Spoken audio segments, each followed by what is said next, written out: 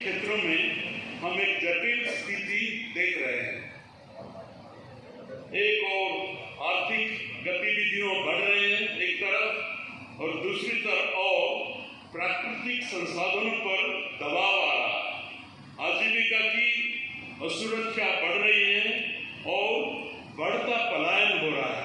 Distress migration is part of the region now. Everyone, if you go to a village, कई गांव में, हम उड़ीसा में जाते हैं, बच्चों इन नौजवानों से पूछते हैं कि आप कहाँ, आगे का सोच क्या है, तो ज़्यादातर जवाब मिलता है कि मुझे हैदराबाद जाना है, मुझे बेंगलोर जाना है, मुझे विशाखापट्टनम जाना है। उड़ीसा के अंदर उनको फ्यूचर दिखाई नहीं दे रहा है।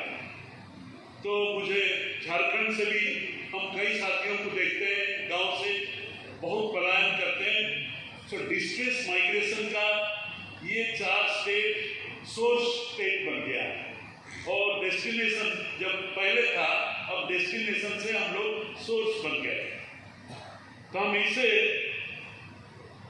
चारों तरफ, और क्या हमारा व्यवस्था में भी जो चुनौतियां हम देख रहे हैं उसकी समाधान हो रहा है।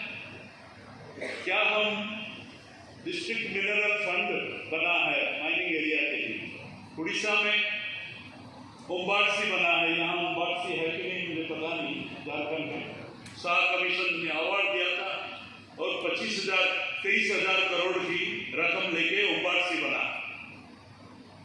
अब हम देख रहे हैं जहाँ खनिज के ऊपर जिन राज्यों का आर्थिक व्यवस्था साझा है, कर्नाटका में वो पैसा अभी 35,000 करोड़। तो ये पैसा जलवायु परिवर्तन की और उसकी योजनाओं को एक साझा दृष्टि में जोड़ पा रहा है, या ये पैसा कहीं खर्चा हो रहा है और कुछ हो रहा है। तो दोस्तों, बहुत चीज है बात करने के लिए, और ये 2 दिन में इतने विषय पे रखा है। आप लोग अपना जो टेस्टिमोनी है, जो अनुभव है, वो बताएंगे। आप अनुभव से जो करके दिखाए हैं, छोटे पैमाने पे, बड़े पैमाने पे, हम लोग सुनेंगे सबसे। और ये एक यूनिक गैदरिंग है जहाँ जो जमीनी स्तर पे काम कर रहे हैं आप सब हैं, जो पॉलिसी के ऊपर काम करते हैं, जैसे झा जी जैसे बैठे हैं, जैसे एकेडमिक लीडर हमारे साथ हैं, जो आज बड़े